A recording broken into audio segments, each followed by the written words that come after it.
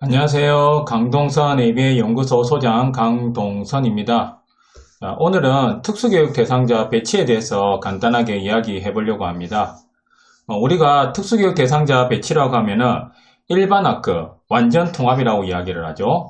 특수학급, 일반 학교에 있는데 통합되는 경우도 있고 특수학급이라는 곳에서 특수교육을 받는 경우를 말을 합니다. 시간제 특수학급이라고도 볼 수 있고요. 어떠한 시간은 통합하고 있고 어떠한 시간은 특수학급에서 수업을 한다. 결국에는 이제 일반 학교에 있는 특수학급 그리고 특수교사의 지원을 따로 받는 형태를 이야기를 한다는 겁니다. 특수학교, 일반 학교가 아니라 지역마다 안 그러면 군 단위는 없겠지만은 이제 큰 단위에서 있는 특수학교라는 곳이 있습니다. 약간 분리교육에 대한 개념이라고 보시면 되고요. 이렇게 세 가지 배치로 되어 있습니다. 이 세 가지 배치에 대해서 한번 오늘 고민하고 있는 부분들에 대해서 이야기해 보려고 합니다. 상담을 많이 받을 때 우리 아이가 일반 학교에 가는 게 나을까요? 아니면 일반 학교 갔는데 그 특수학급에 가는 게 나을까요? 완전 통합하는 게 나을까요? 아니면 우리 아이가 적응이 어려울 것 같은데 특수학교로 가는 게 차라리 나을까요? 이런 식의 질문을 많이 받기 때문에 그럴 때마다 제가 기본적으로 답하는 부분은 없어요. 왜 그러냐? 그 부분에 대해서 이야기를 드리도록 하겠습니다. 장애인 등에 대한 특수교육법을 보면 제17조 특수교육 대상자의 배치 및 교육이라는 부분이 있습니다. 여기에 1번, 2번, 3번에 보시면은 제가 아까 말했던 일반 학교의 일반 학급, 일반 학교의 특수학급, 특수학교 이 세 가지 배치로 되어 있고요. 이 배치는 그러면 어떻게 하느냐? 당연히 부모의 동의나 이런 부분은 다 있겠죠. 학교에서 제한하는 부분도 있고. 그럼 여기에 보시면은 장애 정도, 능력, 보호자의 의견 등을 종합적으로 판단하여 거주지에서 가장 가까운 곳에 배치하여야 한다라는 부분입니다. 우리가 그냥 일반 초등학교나 중학교 배치 같은 경우에 초등학교는 어떻게 하냐면은 그 지역에 있는 가장 가까운 곳에 우선 배치하도록 되어 있습니다. 특별한 사유가 없는 한 가장 가까운 곳에 배치하도록 되어 있죠. 근데 특수교육 대상자의 경우에는요, 만약에 특수학급이 없어서 나는 일반 학급에 완통하는 게 싫다. 특수학급으로 가고 싶다고 하면은 가장 가까운 학교에 특수학급이 없으면은 다른 지역에 조금 떨어진 지역에 특수학급으로의 배치도 가능합니다. 아니 그게 아니야 나는 특수학교로 가고 싶어 라고 하면은 예를 들어서 제가 있는 경남 사천이나 진주 같은 경우에는 진주에 특수학교가 있습니다. 그쪽으로 배치를 받을 수가 있고요. 가까운 거창에 가면은 거창에도 특수학교가 있는데 함양같이 인근에 특수학교가 없는 데서는 거창에 있는 특수학교로도 이렇게 갈 수가 있습니다. 이게 관할하고 있는 지역이 있어요. 그렇게 해가지고 특수학교로 배치되는 경우도 있다는 거예요. 근데 여기에서 장애 정도와 능력이라고 되어 있습니다. 이게 있다 보니까 우리 부모님들이 어떻게 생각하냐면은 그리고 관리자나 특수교사 선생님 대부분의 사람들이 그렇게 많이 생각하는 것 같아요. 장애 정도나 능력이 제한적이면 특수학교를 가야 되고 그리고 조금 장애 정도나 능력이 조금 괜찮다라고 하면은 일반 학교를 가는데 완전히 좀 잘한다. 특수교육을 받지만 완전히 잘한다고 하면은 일반 학교의 일반 학급으로 완전 통합을 받는 것 같아요. 그리고 조금은 제한적이다라고 하면은 일반 학교의 특수학급과 같이 특수교육의 지원, 그러니까 특수교사의 지원을 조금 더 받을 수 있는 이런 환경으로 배치가 되고 있는 것이 현실인 것 같습니다. 근데 제가 오늘 이야기하고자 하는 거는요, 이거는 평소에 지금 우리가 하고 있는 이야기인데 이게 과연 맞을까라는 생각도 고민해 봐야 된다는 뜻입니다. 전체 특수교육 대상 학생 수가 많이 늘고 있어요. 작년까지 기준으로 보니까 11만 5,610명입니다. 근데 이 숫자도 중요한데요. 절대적인 숫자에서 계속 해마다 이렇게 많이 늘고 있다는 뜻입니다. 특수교육 대상자가. 자, 그리고 이렇게 늘고 있는 특수교육 대상자에서 우리나라에 통합교육이라는 게 있습니다. 통합교육은 분리된 교육을 하지 않고 일반 교육 안에서 교육하는 걸 약간은 좁은 의미에서의 통합교육을 이야기하는 거예요.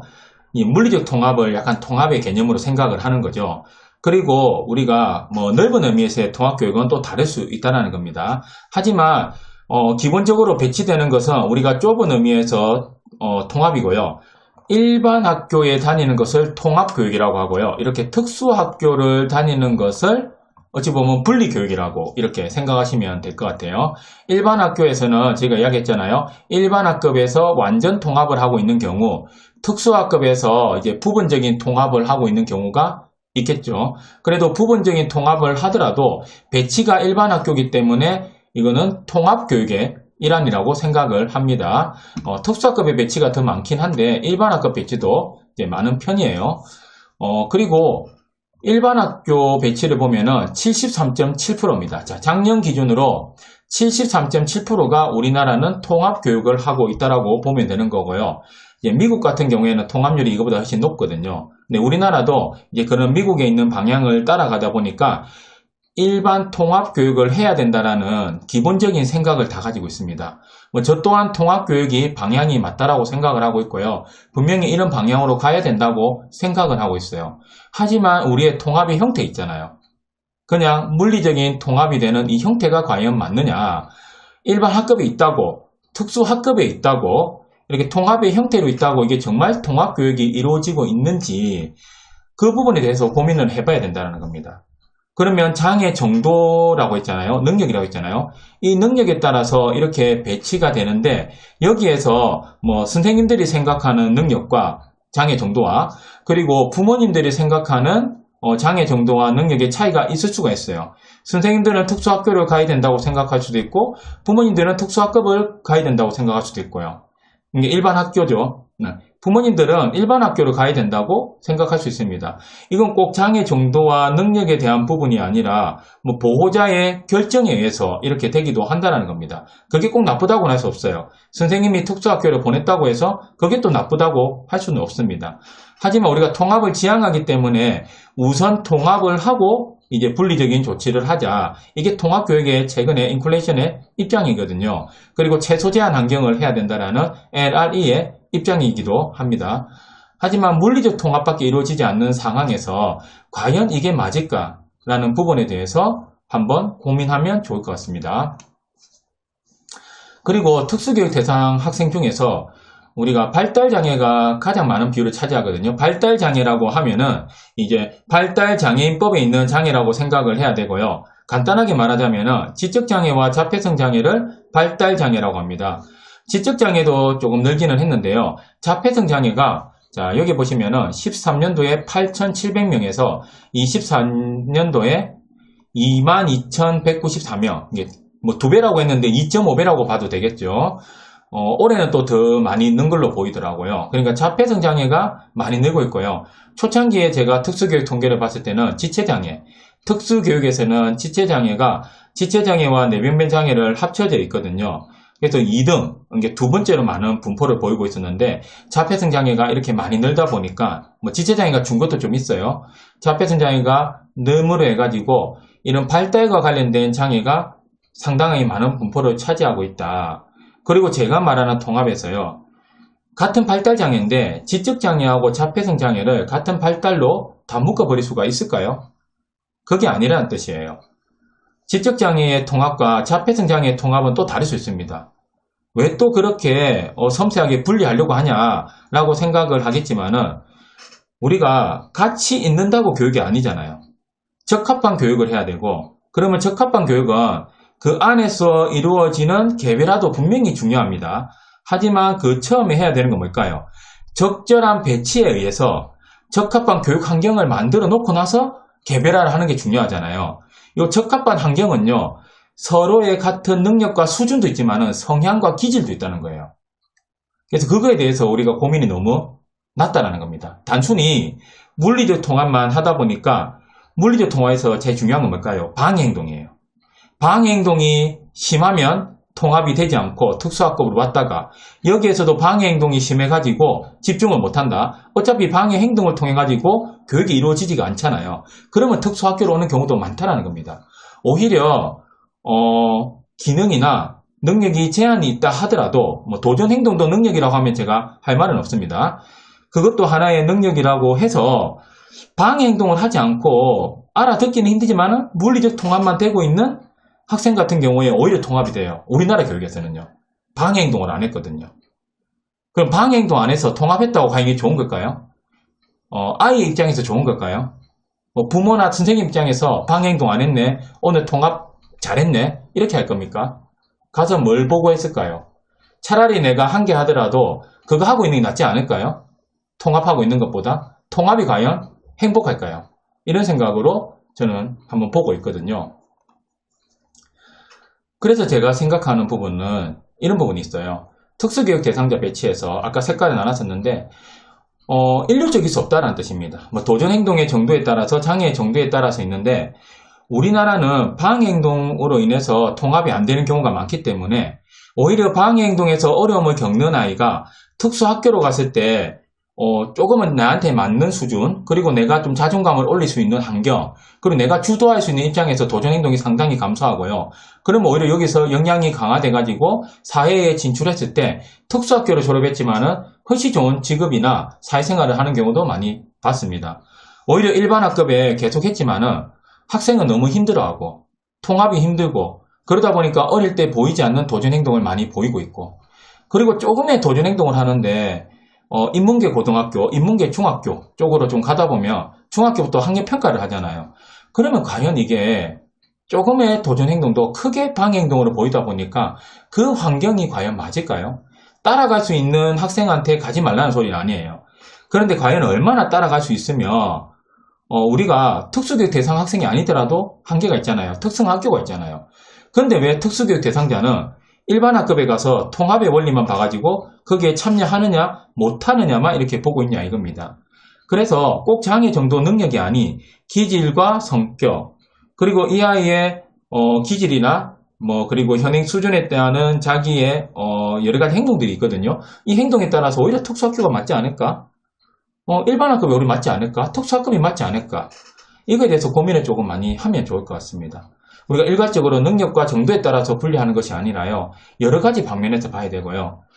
물리적 통합밖에 되지 않는 현 상황을 다른 통합교육으로 더 의미를 확장하면 되지 않느냐라고 누군가는 이야기하겠지만은 쉽지 않습니다. 장애인 등에 대한 특수교육법이 2008년도, 2007년도에 되고 나서 2008년도부터 실행이 됐거든요.